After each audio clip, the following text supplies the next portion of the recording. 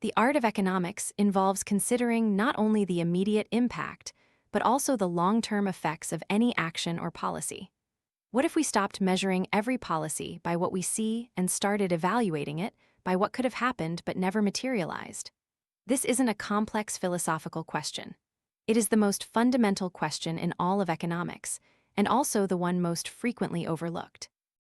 We live in a world obsessed with immediate effects, where instant gratification is equated with efficiency, where short-term charts obscure long-term trends, and where seeing is believing, despite the truth often being hidden in what is unseen asterisk.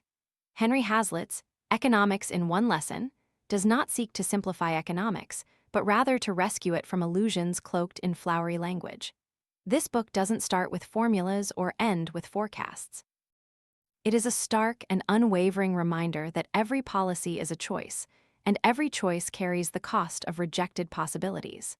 And if you are willing to delve into this single lesson, not to hear what's easy to hear, but to confront what's necessary, then perhaps this book will not only change how you see the economy, but also how you see the world.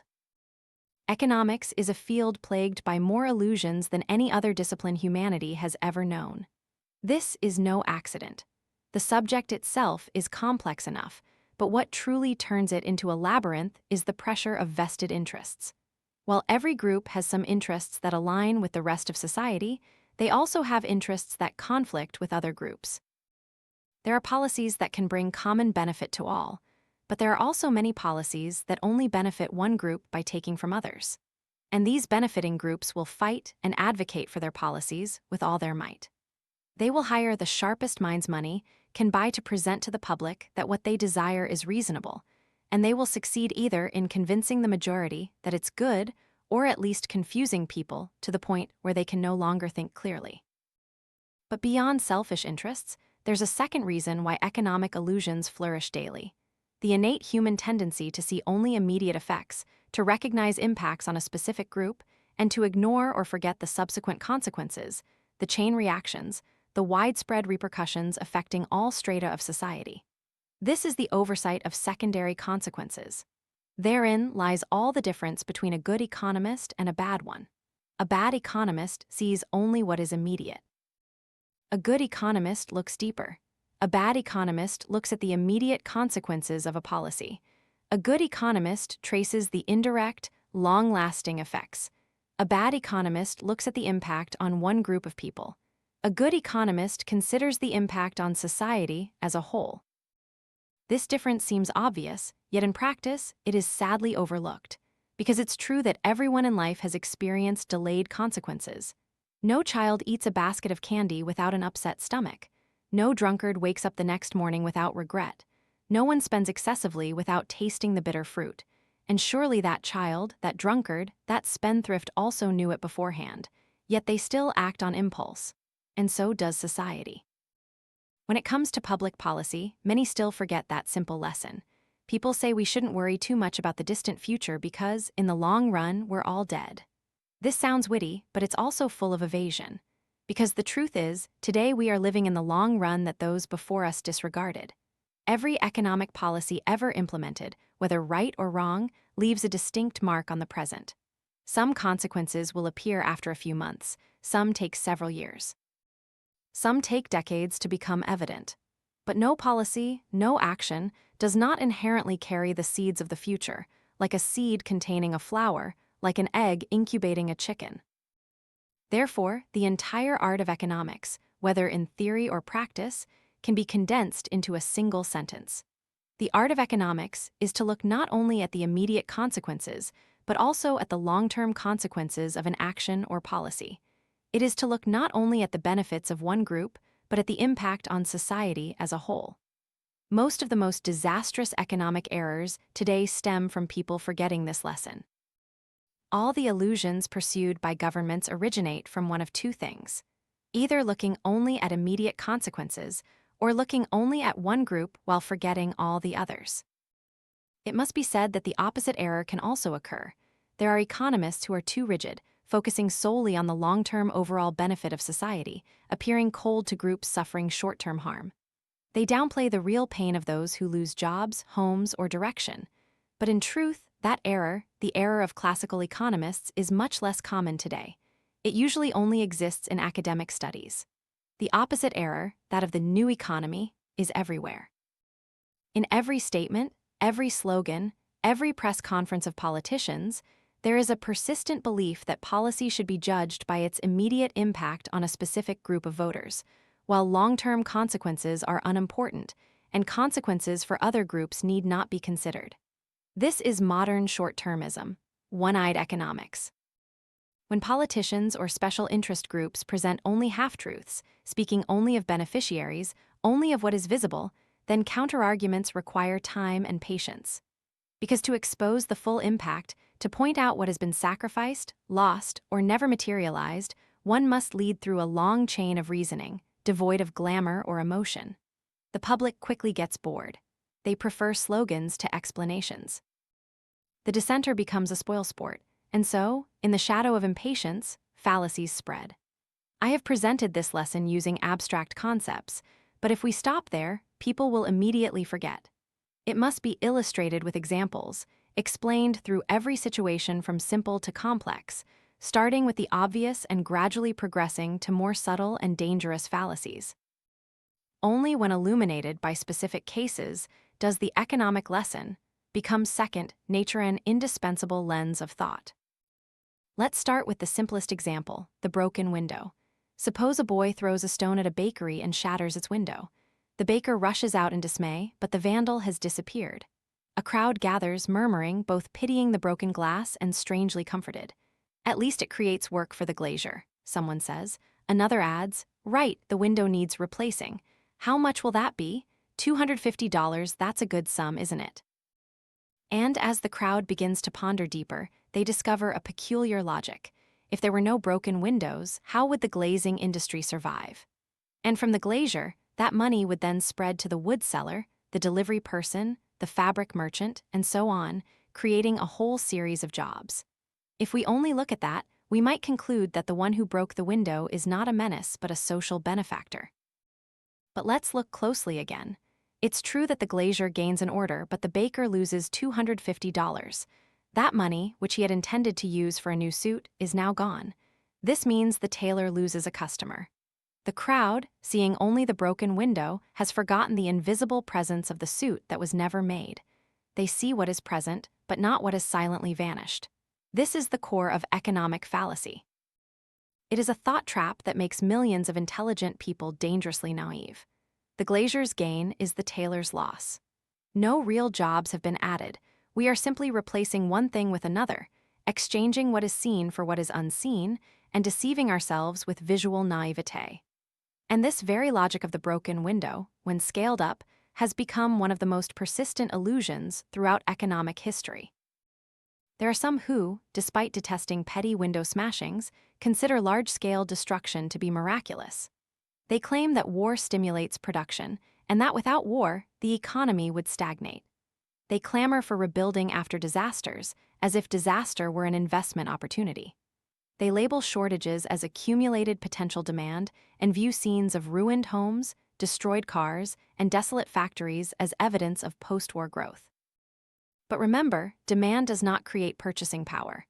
India needs many things more than the US, but precisely because they lack the ability to buy, sales cannot occur. What people call pent-up demand is actually a euphemism for scarcity. You can burn down an entire city, and yes, there will be jobs to rebuild, reassemble, and repair. But no one tells you to set fire to your own home to stimulate work ethic. There is a common thread in all arguments about the great broken window. People think of the influx of money but forget the value destroyed. They think of what is spent but forget what has vanished. And if the government supports this spending by printing money, as is often seen, it further misleads people into believing they are getting richer.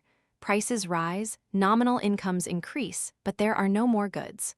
Wallets are fuller, but stores are emptier. The so-called post-war miracle, if not scrutinized, is merely a consequence of inflation, restoration of what was shattered, not new progress. An economy truly becomes wealthy when it produces more, not just because it has to reproduce what was just destroyed. No one smashes their refrigerator to justify buying a new one. No one drives their car into a wall to stimulate the auto repair industry. Yet, society often behaves this way. Beneath the flowery language of aggregate demand and GDP reports, remember that when you spend money to repair damage, you are not making society wealthier. You are merely returning to the starting point if you're lucky. If not, you return with less because time has passed, resources have been depleted, and the pain remains. Yet, many including scholars, journalists, and politicians continue to repeat this fallacy daily in news reports, analyses, and reconstruction investment projects. They still talk about growth after suffering losses. They still emphasize new infrastructure jobs without ever asking if those resources could have been used for something newer, more essential. They emphasize the visible part, the newly built structure, without ever asking, what about what was not built? The more one makes policy and holds power, the easier it is to be tempted by short-term views. They see growth figures after public spending and believe they are doing the right thing. But they don't see the suits that were never ordered, the stores that were never opened, the children who never got a better school simply because the budget went into building a desolate bridge. The government has no magic wand. Every dollar they spend is a dollar you cannot spend. The problem is that you will spend on what you choose, while the government will spend on what a lobbying group chooses. When the government decides to initiate a public project, such as building a bridge, a round of applause immediately erupts. People call it a solution to unemployment, an economic stimulus, an investment in the future. The image of hundreds of workers diligently digging earth, laying foundations, and pouring concrete becomes a symbol of hope. Newspapers report on the mayor cutting the ribbon, and speeches thunder that this is proof of recovery. But who pays? The taxpayers. And that leads to a systematically ignored question. If taxpayers hadn't been deprived of that money, what would they have used it for? Perhaps to repair a leaky roof, buy books for their children, open a small bakery, or simply save for illness. All those things are now gone because the money has been appropriated to build that bridge. People see the bridge, they see the workers, they see the money flowing, but they don't see the suits that were never tailored, the trips that were never taken, the restaurant meals that never happened because that entire chain of events, which would have existed without that tax, has been invisibly and silently severed. Not a single newspaper headline is dedicated to what didn't happen. That is the true cost of public works. It's not just money, but dreams extinguished, individual choices replaced by collective decisions, and often, that collective is merely a small group in power. We are taught that roads and bridges are the backbone of development. That is true when the resources to build them come from genuine increases in productivity. But when they are erected with forcibly taken money from the people, that bridge is no longer a symbol of prosperity. It becomes proof of misplaced priorities. Imagine a baker taxed $10 per week. If not taxed, he might hire an assistant who would earn a wage, and with that wage, the assistant would spend, creating demand for other jobs. But because $10 were taken, the baker doesn't hire. That assistant remains unemployed, and that silence, that unemployment doesn't happen on camera, isn't mentioned in city council meetings. Instead, that $10 tax is used to pay a city park groundskeeper. People see him, they praise the job creation policy, but no one remembers the assistant who lost an opportunity. Or if they do, they see it as a necessary cost for development. That is the essence of the public spending fallacy. It focuses attention on what is visible and obscures what never happens. In a free economy, every dollar spent reflects a personal choice. People choose to buy, save, or invest based on real needs and expectations. In a state-directed economy, money is redistributed by a group of people who claim to know better than you, that they understand your needs more than you do. You might argue, but that bridge was built where it was truly needed. Well then, good. If it was truly essential, then its construction should yield greater benefits than costs. But be sure you've calculated the full costs, not just material costs, but also opportunity costs. Because when the government spends $1 million to build a bridge, that's $1 million not used to upgrade hospitals, not invested in education, not reaching small entrepreneurs trying to start businesses. You cannot do everything at once. Choice always comes with relinquishment. Some believe the government can somehow create permanent jobs simply through public investment. They forget a basic fact. The government doesn't produce wealth. It only redistributes it. And every job salaried from the budget is the result of an equivalent tax minus collection losses, administrative costs. This means the government can create jobs, but it cannot create prosperity. It's like using a bucket to scoop water from one end of a lake and pouring it into the other. The lake doesn't get fuller, only the shoreline gets wetter. The difference between a necessary project and a superfluous one lies here. The necessary one helps increase social productivity. The superfluous one is merely a disguised expense for weak management systems, and often, projects built under the guise of reducing unemployment are precisely the latter. Worse still, when they are funded by public debt or printing money, the price society pays becomes even more severe. Inflation, high interest rates, and macroeconomic instability. Yet in every crisis, public works are still touted as a magic cure, as if the only path to recovery is to lay down a few thousand more kilometers of concrete roads, no matter where they lead. You can build roads to nowhere. You can hire people to dig holes and then hire others to fill them. You can call it economic stimulus, but it's all an illusion, not real creation. And the more you repeat that illusion, the further you move away from productivity, from freedom of choice, and from the very prosperity you aimed for in the first place. There's something people often forget when talking about taxes. It's not just about taking money from one person's pocket and giving it to another. Taxes, especially high taxes, can stifle the incentive to produce.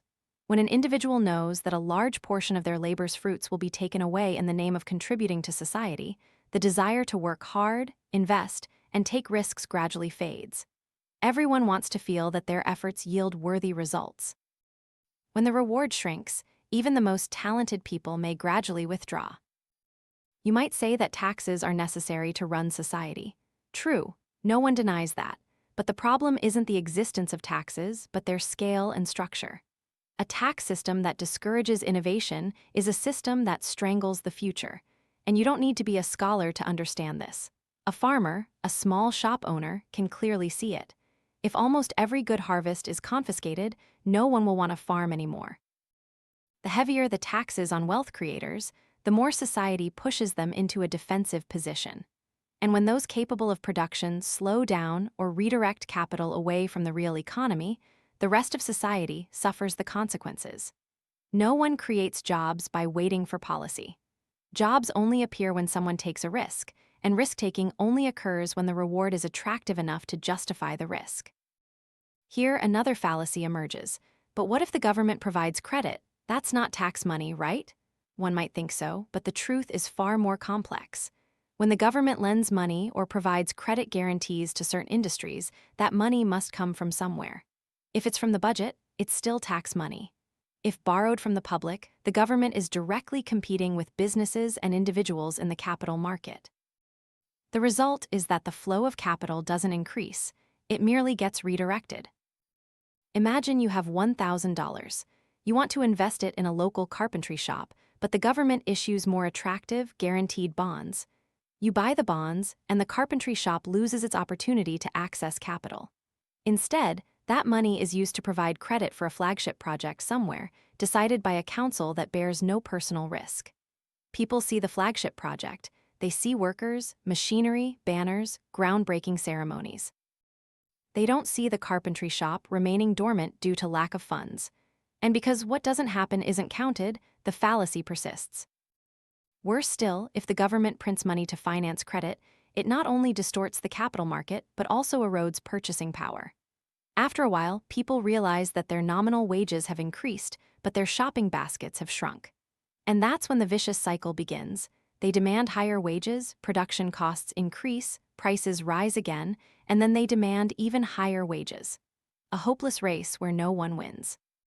Meanwhile, machinery, another often misunderstood subject, is blamed for unemployment.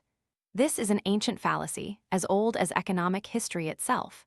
Every time a new machine is invented, people fear it will take away jobs. And indeed, sometimes it immediately displaces a group of workers.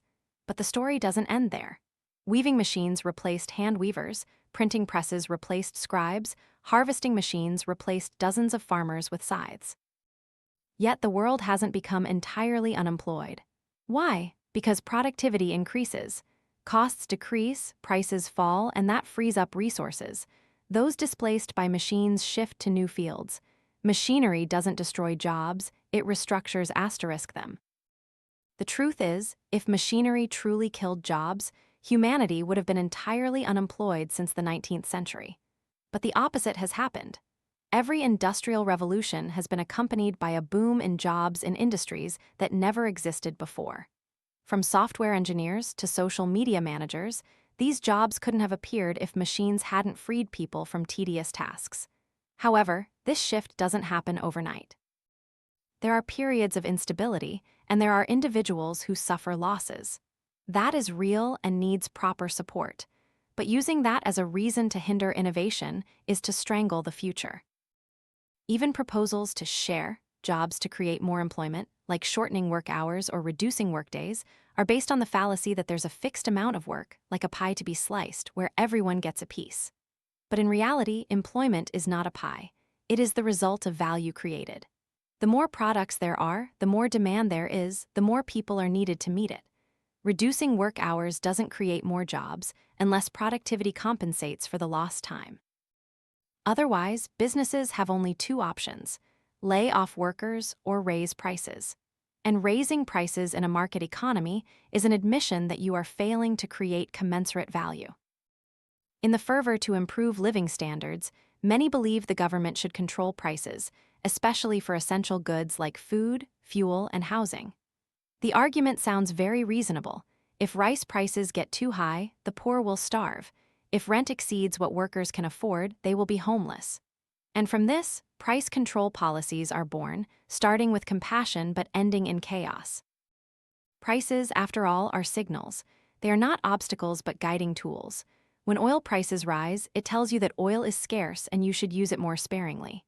At the same time, it encourages producers to extract more or find alternatives. When you suppress this signal with administrative mandates, you blind the system. The consequences are shortages, speculation, black markets, and ultimately, a collapse of supply. Look at rent prices. When the government caps rent below market levels, they think they are helping the poor. But what happens? Landlords lose the incentive to repair, upgrade. New homes aren't built, old ones deteriorate, and the rental market becomes distorted. The wealthy use their connections to secure good, cheap housing while the poor stand in line. And so, what was intended as fairness becomes a privilege for the few.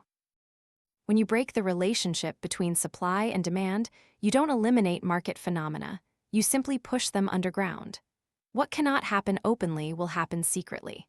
And when the law contradicts reality, it is not reality that changes, but the law that becomes ineffective.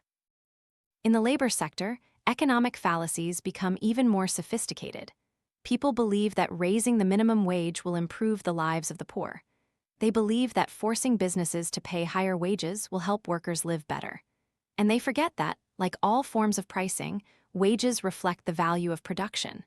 If a worker generates $8 per hour, but the law requires paying $10, that person won't get richer. They simply won't be hired.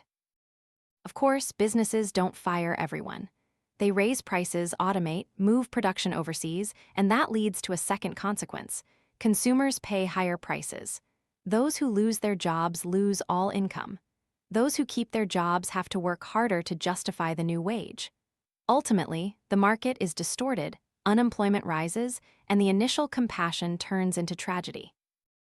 A common reaction is to blame greedy businesses. People believe that profit is a sign of exploitation, that if there were no capitalists, workers would enjoy the full fruits of their labor. But this overlooks a reality. Profit is the reward for correct vision, for risk management, and for the ability to connect all resources into useful products. Without profit, no one takes risks, no one invests, no one innovates. Profit is a signal. It tells you where more investment is needed, where a sector is serving society well. When profits decrease or turn negative, you understand that you are doing something wrong, wasting resources. Profit, if sustained by healthy competition, is the most powerful tool for allocating resources efficiently. To destroy profit, you must destroy freedom. And when you do that, you not only destroy the economy, you stifle humanity's very ability to pursue good through true value, not through coercion. When we speak of an attack on savings, few consider it an act against the future. People applaud when the government encourages spending, criticize those who hoard money or save, and call saving an old-fashioned, obsolete behavior.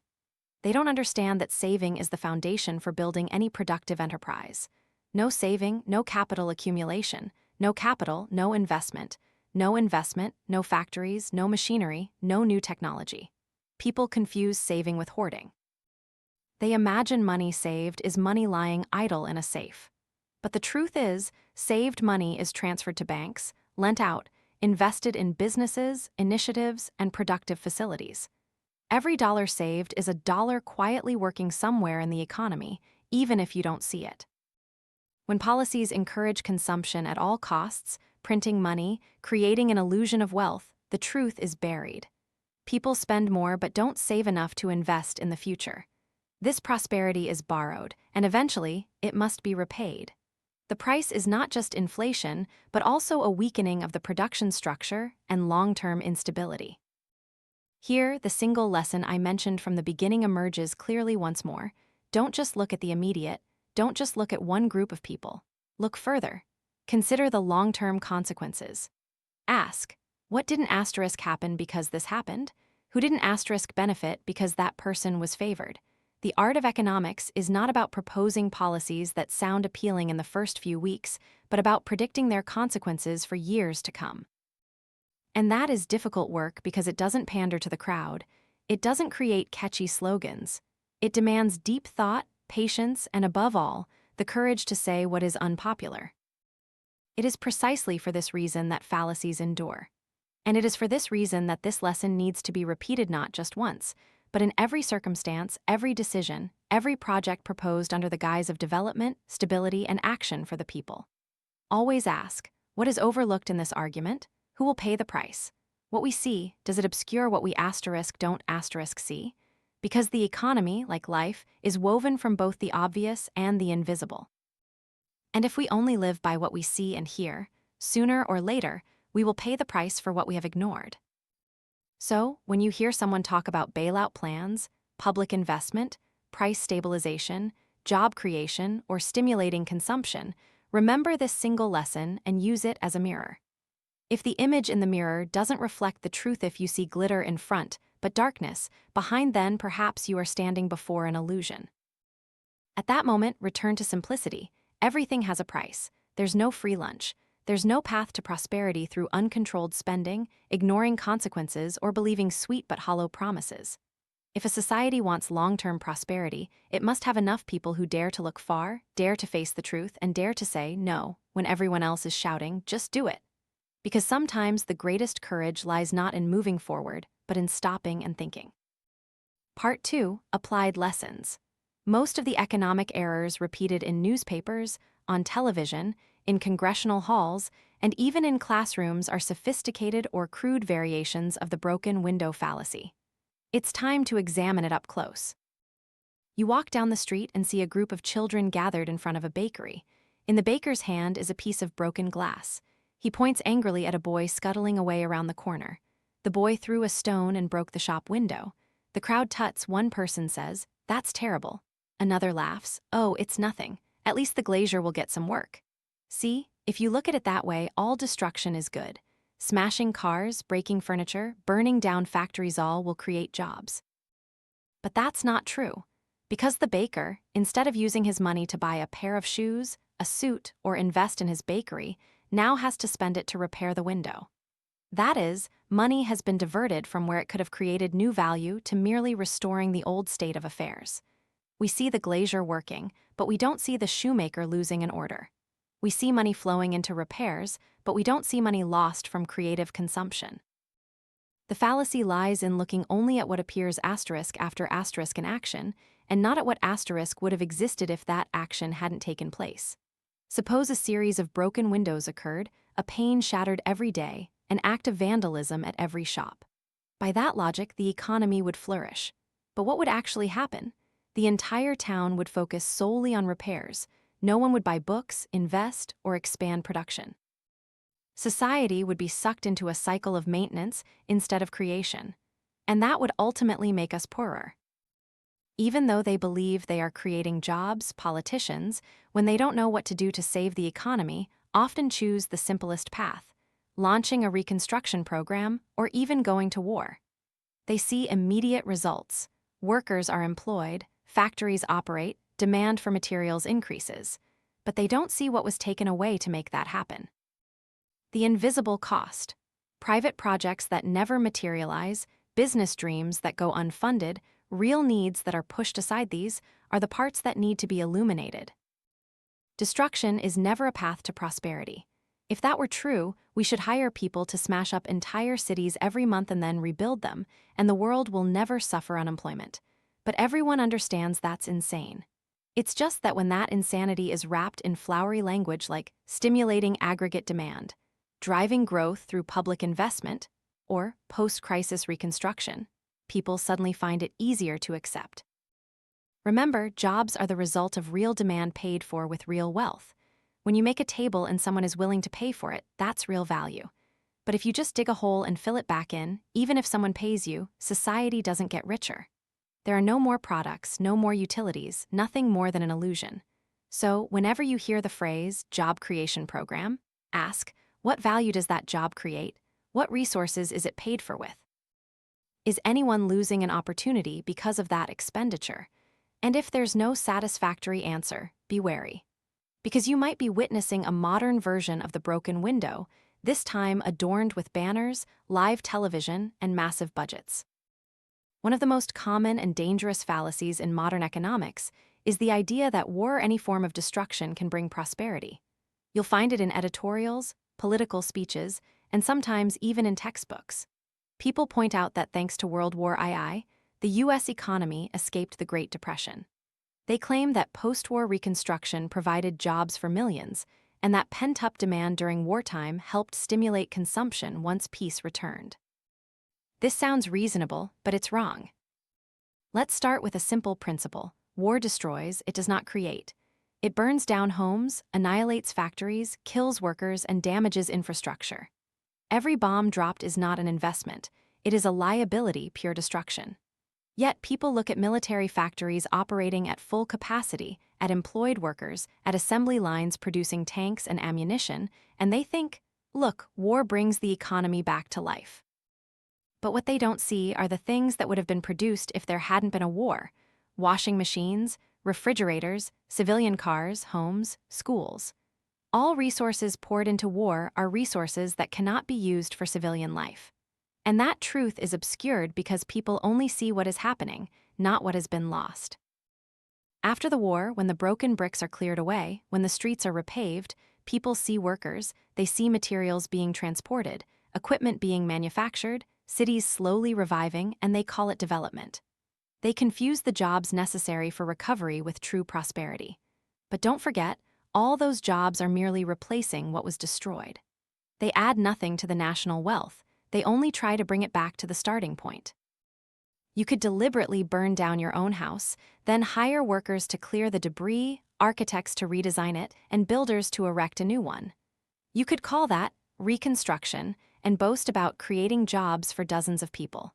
But would you be richer? If you understand this at a personal level, extend it to society as a whole. War destroys immense wealth, disrupts trade, fragments markets, and creates a workforce traumatized both physically and mentally. It causes an involuntary redirection of resources. People have to carry guns instead of working as artisans, teachers, or parents. When peace returns, the temporary scarcity of goods, coupled with forced wartime savings, creates a consumer boom. And so people imagine that war itself saved the economy. But if war were truly good for the economy, we should constantly create destruction. We should bomb every city every decade for an excuse to recover. This is clearly absurd. Yet, in reality, this belief persists. And not just with war. Some argue that natural disasters, floods, earthquakes, storms also provide opportunities for reconstruction. You'll see articles claiming that despite massive damage, post-storm construction will stimulate the regional economy, or that an earthquake opens up new opportunities for the construction materials industry. That's how the broken window fallacy lives on, this time in humanitarian clothing. The problem isn't that we shouldn't recover after a disaster, but that we shouldn't be deluded into thinking that recovery itself is a good thing. It is merely an effort to return to where we once stood, not a step forward. Confusing recovery with true growth is a serious mistake, as it leads to wrong policies. It makes us underestimate prevention, undervalue saving, and, more dangerously, undervalue peace. People forget a fundamental truth. Prosperity doesn't come from spending to fix what's lost, but from investing to create what's new. You cannot get rich by constantly starting over. And if an entire society is convinced that repairs are the source of wealth, it's no wonder that budgets are always in deficit, public debt always rises, and faith in the future gradually diminishes. Always remember that every destructive act, whether by bombs or by nature, is a step backward. If you work hard just to make up for what was lost, that is not development, that is recovery. And recovery is not the goal. Progress is the goal. One of the most appealing forms of public spending is state-funded construction projects. You might see roads being widened, new bridges being built, parks being renovated, workers bustling, materials piled high, and machinery running day and night. Citizens feel that the government is acting for them. They call it economic stimulus. Newspapers publish photos of leaders cutting ribbons, along with numerous articles about the number of jobs created. But like everything else in economics, the story isn't just about what's immediately visible. If you see the government spending $10 million to build a bridge, yes, you'll see hundreds of people employed, you'll see money flowing into the construction company, and you'll see material suppliers benefiting. You can count every person in that chain of beneficiaries. But what you don't see, and therefore often forget, is where that $10 million came from. It came from the taxpayers' pockets. What does that mean?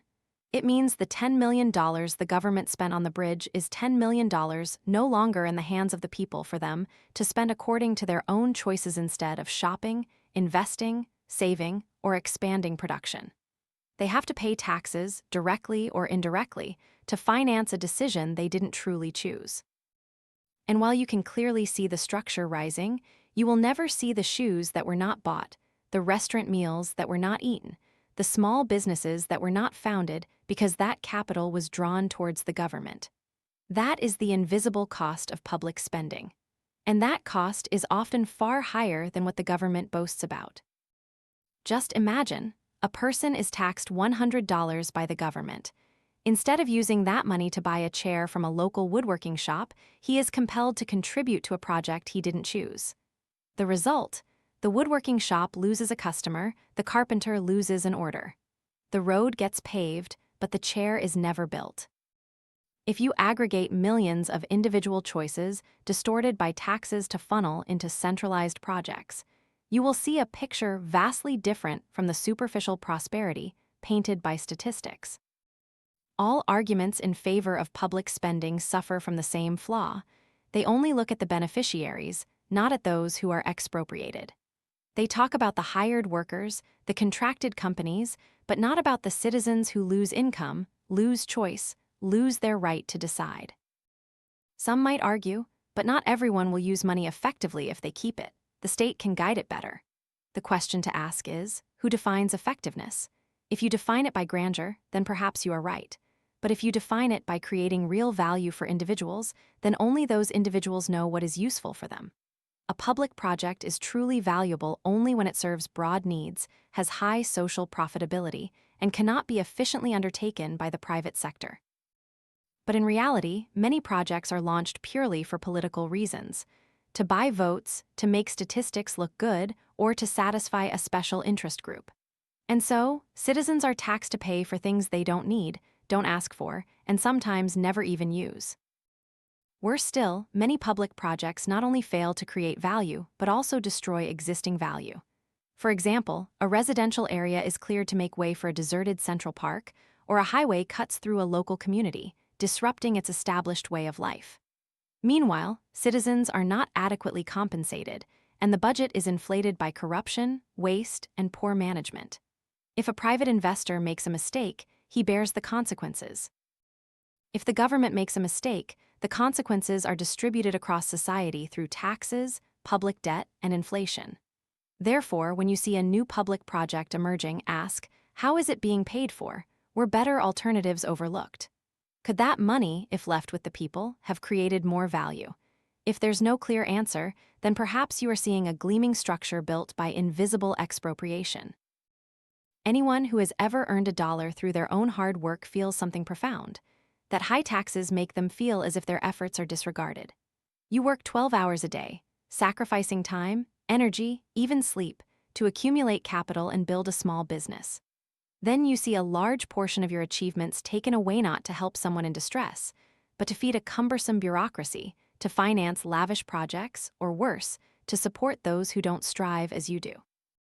This not only causes resentment, it reduces the incentive to produce. People don't say it, but they gradually withdraw. They work less, they invest less, they seek ways to evade taxes, circumvent laws, or move assets out of the country.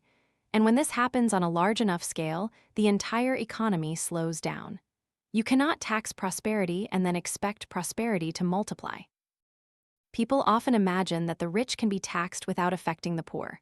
But those they call rich are often the very people who create jobs: business owners, investors, founders.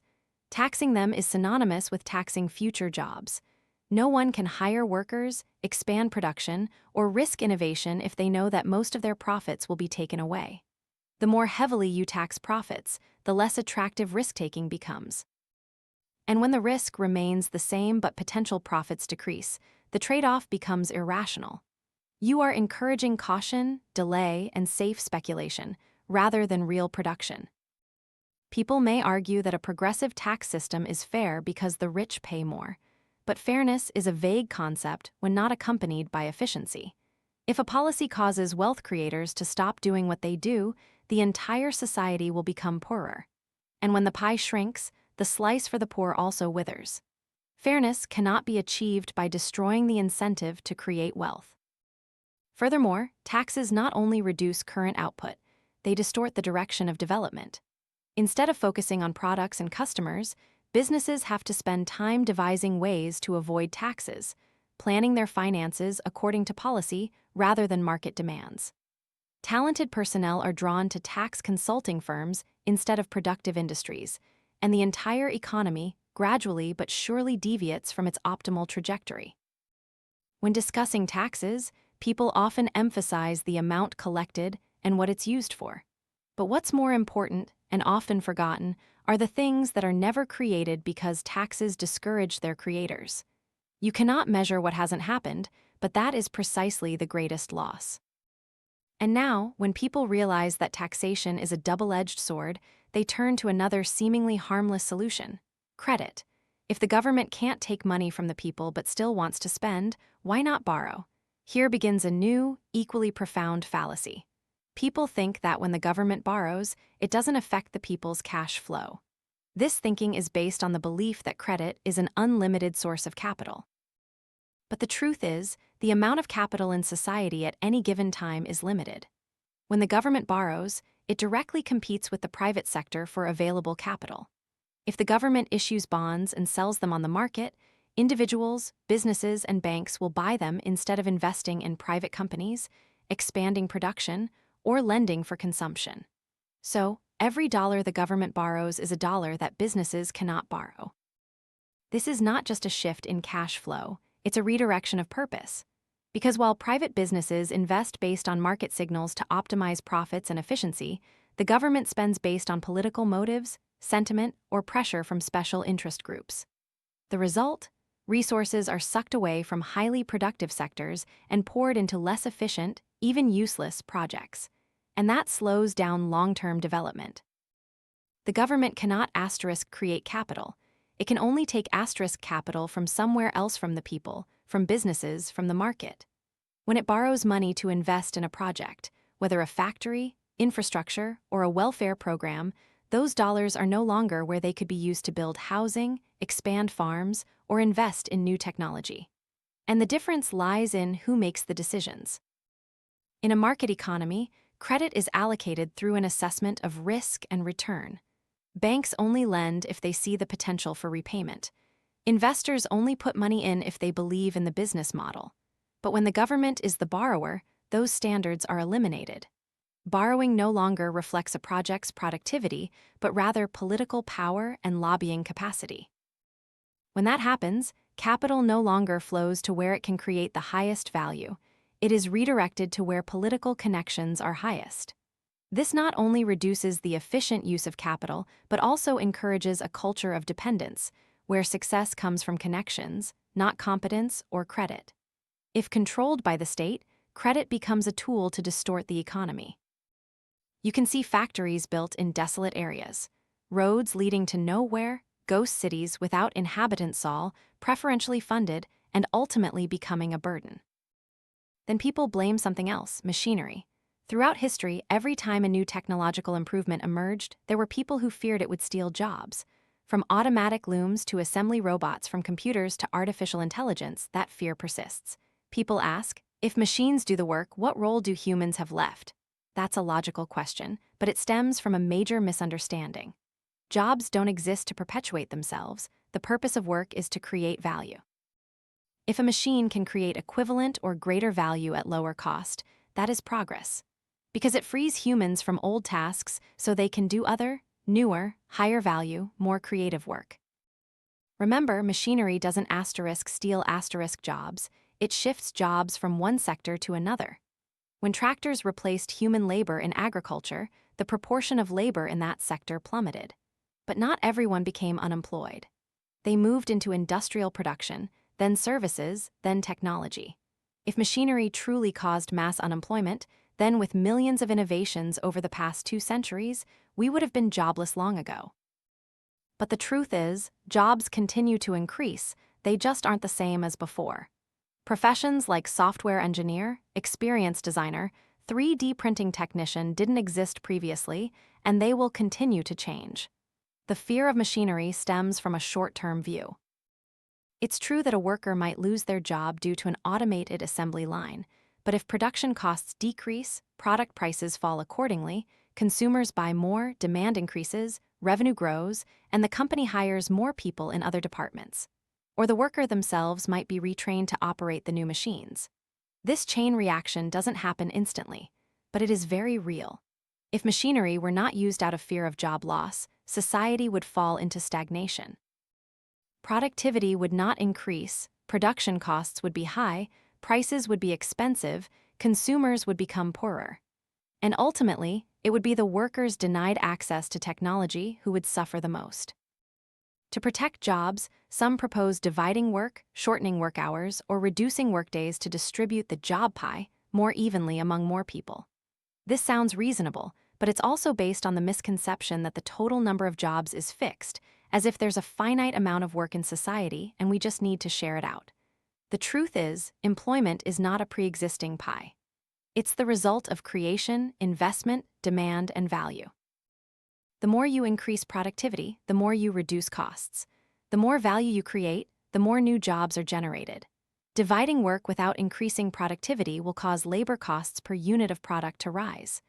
Businesses would have to either increase selling prices or reduce profit margins.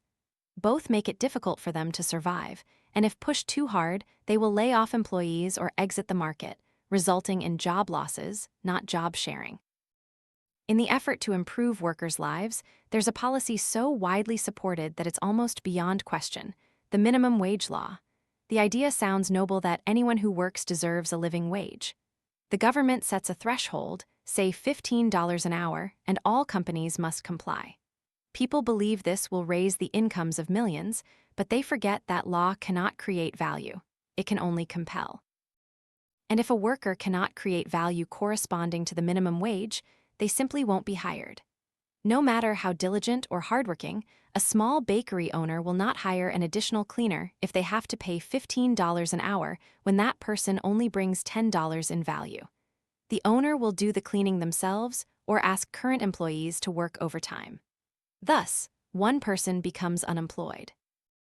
The minimum wage law, instead of helping the poor, pushes them to the margins of society, where there is no wage at all. Worse still, those who lose jobs are often low-skilled, young, or from minority groups. They need opportunities to learn a trade and gain experience, but the law has barred them from the first step. And this is not reflected in statistics.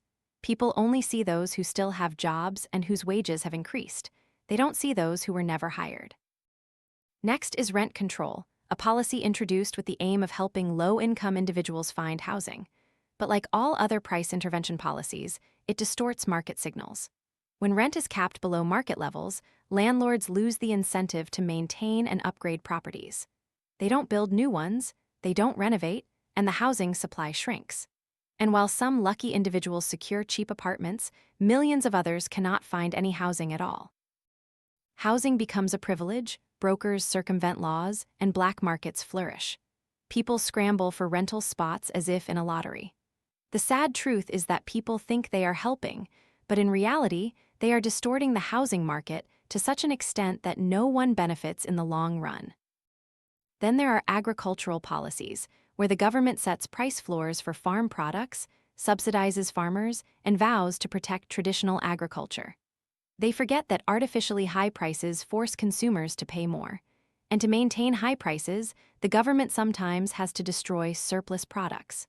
Milk is poured into drains, wheat fields are plowed under, while the world is still full of hungry people. This subsidy system doesn't help small farmers. It sustains large farms, corporations that can afford lawyers and lobbyists. The real farmers, those who work with their hands and live off the land, are caught in a vicious cycle of unpredictable prices and policies. And finally, perhaps the most dangerous fallacy, that profit is a sin. People blame profit for everything from worker exploitation to environmental pollution.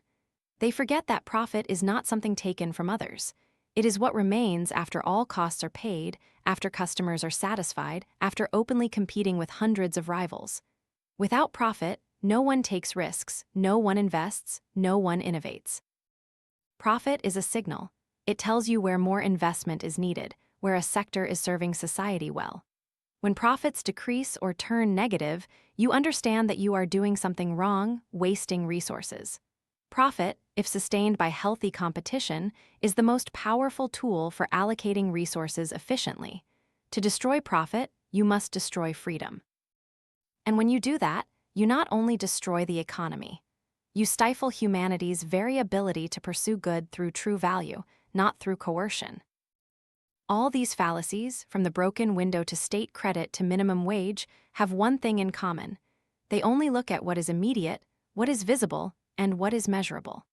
They do not look at the long-term consequences, at the things that didn't happen because of that intervention. And so, they deceive not only policymakers but society as a whole. Part 3. Lessons after 30 years. 30 years have passed since that single lesson was first written down simple, yet not easy, that the art of economics lies in looking beyond immediate results and not just at the impact on one group, but on society as a whole. 30 years is enough time for a generation of scholars to grow up, for a cycle of policies to rise and fall, and for countless new fallacies to be born, often under the names of reform, disruption, or post-classical economics. People might have thought that with time, the lesson would become instinctive, that society, having collided enough with the consequences of its errors, would learn to look further and think deeper. But ironically, the old fallacies haven't disappeared. They merely don new clothes, new names, new rhetoric. And what needs to be done is not to rewrite the lesson, but to repeat it tirelessly, thoroughly, uncompromisingly.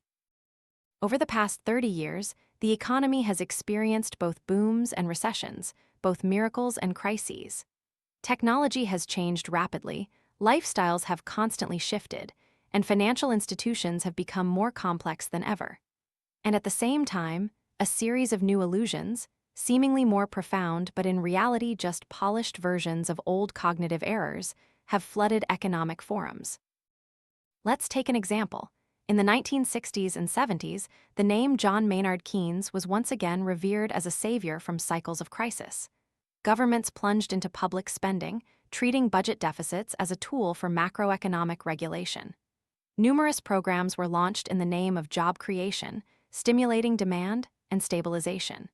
Keynes was quoted everywhere, but few mentioned the limitations he himself placed on his theories. The original lesson that public spending is indirect taxation, that visible benefits always come with invisible costs was cast aside. Young, eager lawmakers, with colorful charts and short-term growth indicators in hand, believed they had surpassed classical theorems. They called those who warned them backward, conservative, unadaptive to the times. And then inflation hit. From the mid-70s, many economies began to witness something that textbooks of the time couldn't explain: unemployment and inflation coexisting. According to the classical Keynesian model, this was a paradox. But in reality, it was the very act of pumping money to stimulate demand when the production capacity was insufficient to respond that led to this situation. Excessive public spending, coupled with price controls, clogged market signals. Businesses didn't know where to invest. People lost faith in the purchasing power of money. They called it stagflation, a new word for an old reality, that you cannot both spend lavishly and keep prices stable, that you cannot print money and expect others to treat it as real, and that every attempt to defy economic laws will be punished, not by rebellion, but by stagnation. But sadly, when the crisis passed and a few short-term austerity policies showed results, people forgot, and the wheel of fallacy turned again. This time it didn't come from left-wing politicians, but from a new form: protectionism, as cheap goods flooded in from emerging nations. And instead of viewing this as a natural consequence of comparative advantage and global division of labor, people saw it as economic invasion.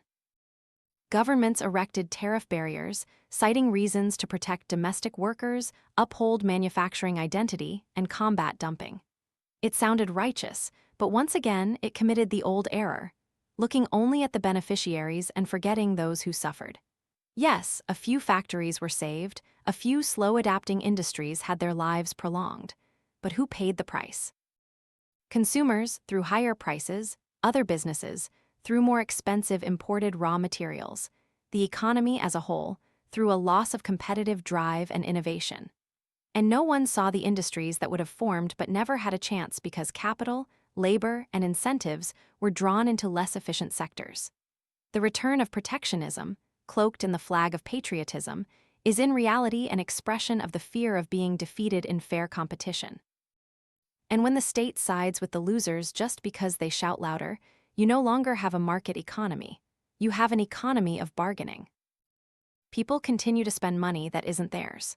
While public spending was once constrained by tax revenues, since the late 20th century, a new tool has opened the door to unlimited spending ideas: public debt.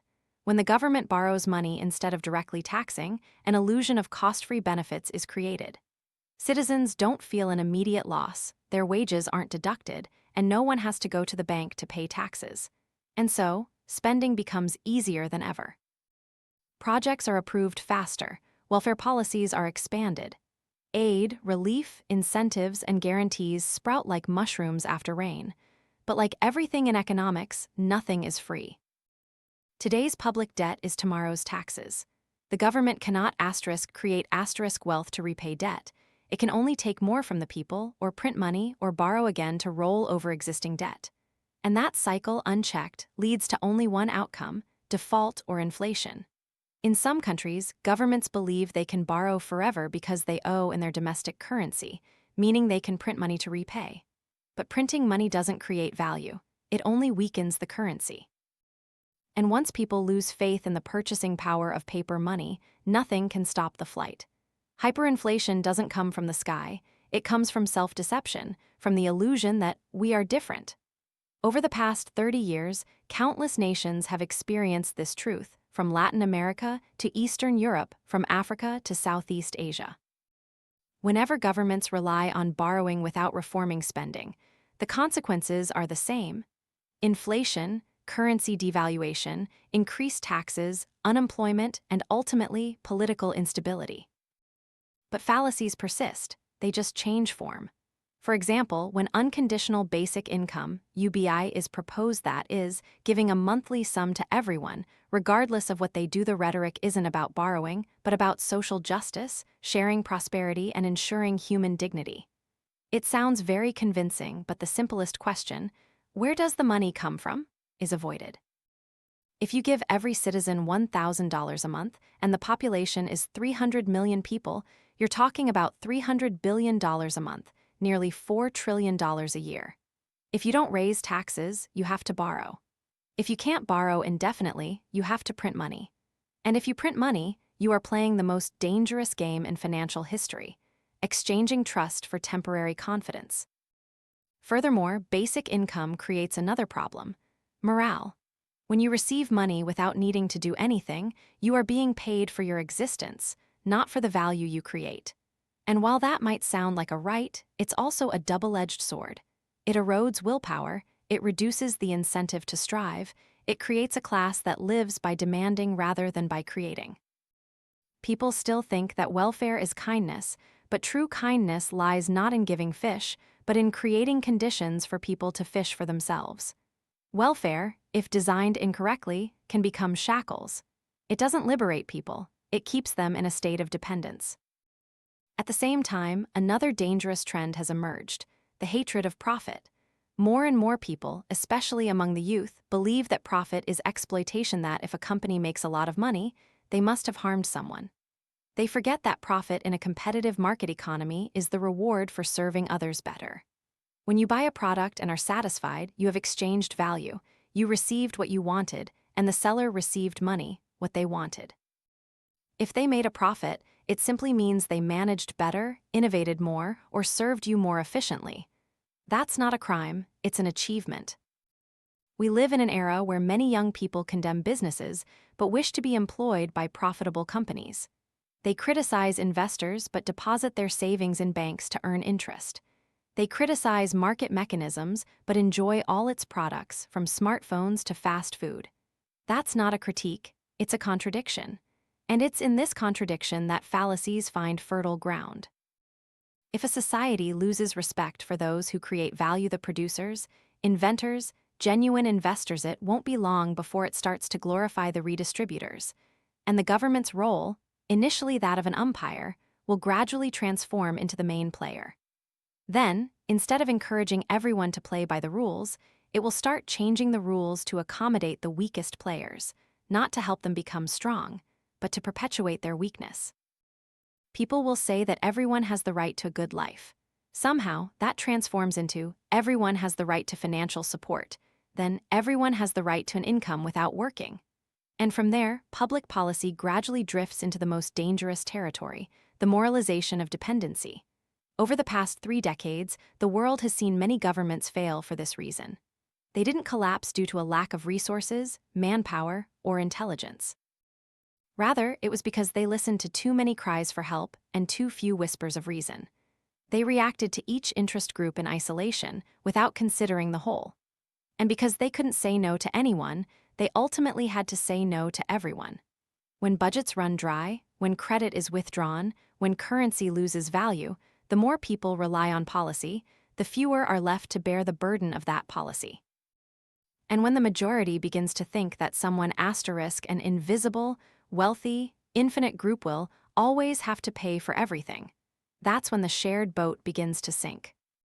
The single lesson I presented 30 years ago is not an abstract theorem. It is a practical tool for analysis, for counterargument, for preventing errors before they occur.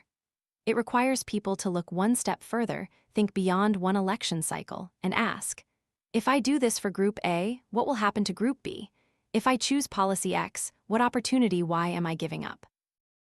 But today, in the era of social media, 24/7 news, and incessant election campaigns, those questions are rarely asked. Instead, people are swept up in short-term reflexes. Do something now, save someone immediately, urgent problem solving. And in collective panic, long-term thinking is dismissed as slow, outdated, even heartless. But everyone knows a good doctor doesn't prescribe medication just to make a patient feel better for an hour. He needs to consider side effects, drug interactions, and long-term prognosis. A good engineer never chooses the cheapest material to build a bridge just because it's faster. He thinks about lifespan, durability, and the safety of thousands of people. Why should politics not demand similar standards? Economics is not the art of creating the most comfort in the present. It is the art of making the right choices, even if those choices are uncomfortable, unpopular, and don't yield immediate results. Sadly, in the modern environment, where most public decisions are made to appease this or that group and to be quoted in the media, the right choice is often dismissed. People call it politically unfeasible. But what is politically feasible, yet economically unfeasible, is also unsustainable. And what is politically impossible today will become existentially impossible tomorrow. You can delay the law of gravity, but you cannot invalidate it. You can borrow time by borrowing money, but you cannot buy back trust once it's lost. And you can deceive the people for a while, but you cannot deceive reality. Governments have learned that, then forgotten, then learned again. Theories are redrawn, revised, given new names. People change the terminology: demand management, countercyclical stimulus, system stabilization. But in essence, it's the same action, taking from one group to give to another and hoping for a miracle in between. But there are no miracles, only strict, silent, and unforgiving laws. You can change the tax system, the credit structure, the language in fiscal reports. But you cannot change the reality that if you take from producers to give to non-producers, eventually both will have nothing left to spend. If you tax investment and subsidize consumption, you are cutting the roots and watering the leaves, and then wondering why the tree doesn't grow. Over the past 30 years, a new type of economist has emerged, not one who studies the laws governing the economy, but one who builds policy based on models in closed classrooms. With complex Excel spreadsheets, they adjust parameters, simulate scenarios, draw curves, and believe they can control the behavior of millions of people like a mechanical system. They forget that humans are not pure variables. They have emotions, expectations, skepticism, beliefs. You cannot fully measure the market's reaction to a policy by only considering its primary impact, because economic actions are always a chain of overlapping consequences. A affects B, then B causes C to change, and finally you get D, something no model could ever predict. A policy can lead to results completely opposite to what was intended, not because the people don't understand the policy, but because they understand it too well and react in ways that benefit themselves, but may be detrimental to the whole. Look at the initial subsidy policy. It makes a good gas, electricity, food cheaper. People are happy, but because it's cheap, they use more. Consumption grows faster than supply capacity, resources are depleted, the budget goes into deficit, then the government has to borrow, then print money, then inflation occurs. Ultimately, the real price is even higher than before the subsidy. Or look at price controls. The government sets a price ceiling below market rates, hoping the poor can access products. But because profits decrease, producers reduce investment, supply shrinks, scarcity occurs, goods disappear from shelves, and then black markets emerge. And at that point, the poor not only can't buy cheaply, but they have to buy at higher, illegal prices with no quality assurance. A good policy is one that can stand on its own. If an economic idea can only survive when protected by legal barriers, special privileges, or competition bans, then it's not a sustainable policy. It's a crutch. The economy doesn't need crutches. It needs to be set free. Over 3 decades, I have seen many nations rise as they loosened controls, opened trade, simplified taxes, and encouraged private ownership. I have also seen nations descend into chaos when they controlled all prices, nationalized everything, and believed that political will alone was enough to enrich a people. I'm not saying the market is perfect. There will always be injustices, disparities, and individual failures. But public policy cannot be designed to fix everything. If you try to eliminate all injustice by imposing outcomes instead of creating opportunities, you will end up with evenly distributed poverty. People once ridiculed advocates of free markets as naive or unrealistic. But the truth is, it is freedom to produce, freedom to exchange, freedom to choose that is the only foundation for people to unlock their own potential. Everything else, no matter how adorned with lofty titles, is merely a variant of control. Price control is distrusting consumers. Profit control is distrusting producers. Property control is distrusting owners. And when you live in a society that distrusts all who create value, sooner or later, that value will disappear. Remember, the economy is not a machine. It is a sophisticated ecosystem where the action of one individual can ripple out to millions, through channels no one immediately sees. And the single lesson I once wrote to look beyond one action, one group, one moment is precisely the compass to keep us from getting lost in that labyrinth. We have journeyed through a long path, not just 30 years of economic history, but countless cycles of hope, disappointment, and then hope again. And if there is one thing I have learned from observing policies from financial crises to new economic thought movements, it is that most of what is called new is merely another name for old mistakes. That is why the single lesson must still be repeated, because human nature is impatient, wanting immediate results, fearing pain, hunger, and instability. And in that fear, they will listen to anyone who promises to heal everything without incurring any cost. Politicians know this, so they promise. Scholars know this, so they write. The media knows this, so they grab headlines. And the people are drowned in emotional slogans, refusing to listen to the voice of reason. They don't want to hear that to have one thing, we must give up another. They don't want to believe that if wealth isn't created, it cannot be distributed indefinitely. They don't want to remember that every expenditure must have a source of income, sooner or later. But economics, if honest, must not pander to what we want.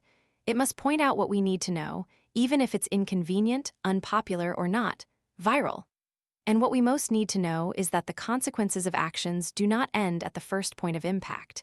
They emerge silently, over the long term, sometimes irreversibly. People often use examples like, imagine if Columbus hadn't discovered America. But there's another example, less romantic but more pertinent. Imagine if a failed economic policy were never tried again because people had learned the lesson. How much suffering would have been avoided? How many resources would not have been wasted? There's a type of scholar I believe is most dangerous, the one better at justifying than explaining. They can twist every truth to fit their model. If a policy fails, they say it wasn't implemented correctly. If consequences arise, they blame variables outside the model. They never admit their assumptions were wrong, and thus they never learn anything. They do economics as if playing with Lego, fitting pieces together to look neat, attractive, balanced. But life is not Lego. It is a chaotic flow where every action has a reaction, and there is no undo but. You cannot erase a recession. You can only avoid it by avoiding the policies that cause it. And to do that, you need the people to understand this lesson. Not to understand it academically, but to understand it intuitively. So that when a politician promises something for free, they know to ask, who pays? When someone calls for taxing others, they know to ask, will I truly benefit? When a public project is hailed, they know to ask, were better alternatives overlooked? And above all, when they see a policy creating immediate jobs, they must remember that no job is free. Someone might be hired, but someone else is excluded from the market. Someone else pays the price. And if you don't see them, that doesn't mean they don't exist. These intuitive citizens are the strongest defense against economic fallacies. Voters who can count to the second step, not just the first, are the hope of any free society. Because government, after all, is a reflection of its people. If the people demand the impossible, the government will promise the impossible. And then reality will do the rest, reteaching everyone at the highest cost. If you want to know whether a society is progressing or regressing, don't look at the size of the budget. Look at the scale of the delusions people are willing to accept to feel comfortable. And if you see fallacies increasingly embraced, then perhaps it's time to repeat the lesson once more. And again. The most important economic lesson is also the hardest to convey. It doesn't require complex formulas or deep technical knowledge. It only asks people to look beyond the obvious, to think one step further, to ask a supplementary question, to imagine the second and third consequences. But precisely because it is so simple, it is overlooked. It doesn't provide an academic feeling, it doesn't impress anyone with its complexity. And in the modern world, where intelligence is often equated with incomprehensibility, this lesson quietly drifts into obscurity. You cannot make a wrong policy right simply by embellishing the language. You cannot turn a wasteful action into an investment simply by adding a few charts and academic citations. And you cannot fill a void with the belief that everything will be all right if you keep repeating old mistakes. Any society that fails to learn from the cost of short-termism will soon have to learn again, by its own consequences. Over the past 30 years, I have watched the world try to avoid that lesson in every way possible. And in many cases, people have succeeded. In the short term, they created illusory growth, temporary welfare, fleeting jobs. They made people believe in economic miracles. They painted a picture of government as an omnipotent economic deity. But then reality always knocked. Prices started to fluctuate, credit tightened, businesses withdrew capital, workers lost jobs, trust shattered, and society fell into an adjustment that would have been unnecessary if that simple lesson had been internalized from the start. Imagine a world where every citizen, without being an expert, understands. All resources are finite, every expenditure has an opportunity cost, and every economic action has long-term consequences. Imagine a parliament where every law is evaluated not just by its immediate effect, but by a chain of consequences spanning many years, where every politician knows that today's promise is tomorrow's debt. Imagine an education system that teaches students that success comes not from demanding more, but from creating more. That fairness is not about equalizing outcomes, but about equalizing opportunities, and that prosperity cannot be distributed if it hasn't been created first. That would be a society where the single economic lesson has permeated its very core. It wouldn't be a society without mistakes, but it would be a society that learns from its mistakes. It wouldn't completely eliminate fallacies, but it wouldn't let fallacies dominate the discourse. It wouldn't deify the market, but it would understand that among all systems ever tried, free markets, fair competition, and long-term thinking are the most solid foundations for sustainable progress. If such a society exists, I believe that, however humbly, this book has contributed a brick to its foundation. And if you, the reader of these final lines, carry this lesson, apply it, repeat it, spread it, then hope will continue not in statistics or spectacular policies, but in how people make choices every day. Consumption, investment, saving, working, voting. That is where the lesson truly comes alive and determines the destiny of every economy.